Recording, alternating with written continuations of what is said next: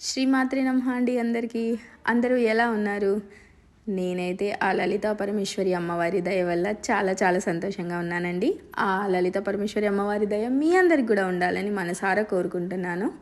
ఇంకా ఈరోజైతే మంగళవారం అని నేనైతే ఇష్టకామేశ్వరి టెంపుల్కి వెళ్ళిపోయానండి. ఇష్టకామేశ్వరి అమ్మవారు.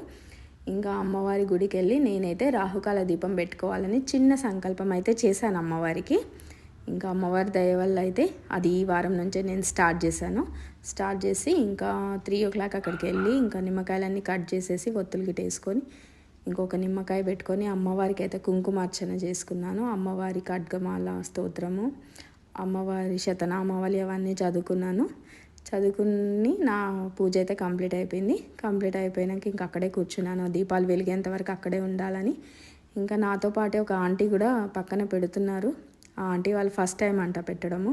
ఇంకా చిన్న చిన్న డౌట్స్ అన్నీ అడుగుతున్నారు. ఇంకా అడుగుతూ ఉంటే నేనైతే ఇంకా ఆ ఆంటీకి చెప్తున్నాను, టెంపుల్ చాలా బాగుంది అని చెప్తున్నారు అమ్మవారిది. ఇంకా నాకు కూడా చాలా